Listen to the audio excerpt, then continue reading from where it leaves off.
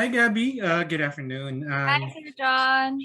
Yeah, I'm really, really happy for what's happening with your career right now. My question is actually connected to, of course, Khalil. Um, has he in some way influenced what you're taking on in your career per se? Yes, yes, of course. Big chunk of influence. From the get go, he has always pushed me to create, Mm, tell a story. So when it comes to creating, I found myself in content creation. So he has pushed me to create something on social media, which is now our podcast and Front Seat Foodies. He has pushed me to start a vlog. Talagang he has been so present in my career, in my current state, in the current state of my career. And yun eh, we help each other grow individually also. It doesn't mean that he's pushing me, eh kailangan siya din sasama. No eh. It's more of a helping hand and helping each other grow in this industry. what difficulties did you have prior to actually him encouraging you with regards to, of course, content creation? Were you too shy to actually do that at first? Actually, no eh. It wasn't about being shy. It was more about I don't know where to start. Mm-hmm. Like, I don't know where to start. I don't know how to do it. I don't know what are the right equipment. I don't know what content to put out. So he gave me more of the direction. Na, oh, I think you're good in this. Oh, I think a great content for you would be this. So he kind of paved the way for me when it comes to content creating. And now that you're actually doing the vlogs and, of course, the podcast, what difficulties have you encountered as far as thinking of the topics that you're gonna do on each episode? Mhm.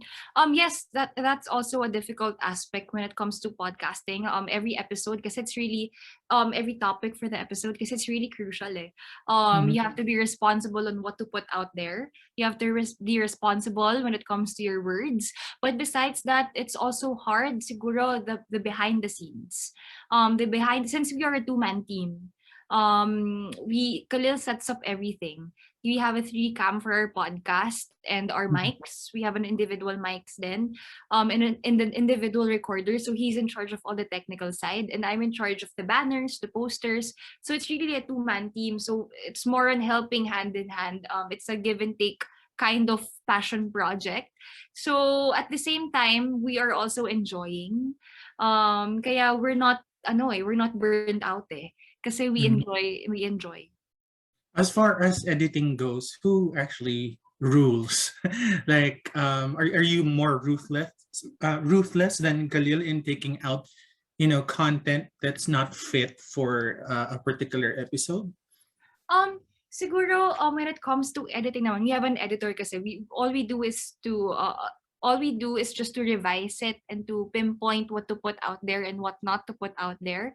When Mhm. it comes to being careful and sensitive with the words that we are saying, siguro it's more in the both of us kasi we have a different perspective when it comes to what is sensitive and what is insensitive. Mhm. So, so yeah, he has his own input and I have my own input. Sometimes we have the same opinions and sometimes meron din kaming mga pinuput out na parang, oo nga no, di ko naisip yan. So good thing that we collaborate on that. So we make sure talaga that whatever content we put out there is nakailang revisions, safely monitored, and also, sends out a strong message as well.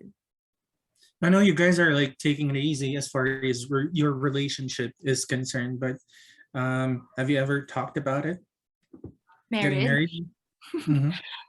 Well, of course, it's always there. I think kasi in every relationship, di ba, what's the point of getting into a relationship if that's not your end goal? I think you're just wasting time if that's not your end goal. Wow. So for us, of course, we get to talk about it sometimes. I'm not gonna lie, but it's not happening soon at all. We still have our individual dreams. He has his own dreams, and we're definitely not yet ready. So, when it comes to marriage, siguro, tsaka na yun. But we're not denying naman na we don't talk about it. 'Di ba?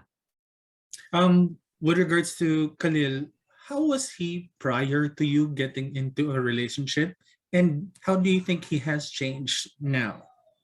Khalil kasi is a very, well, he has been single for, I think, 3 years ata prior to meeting me.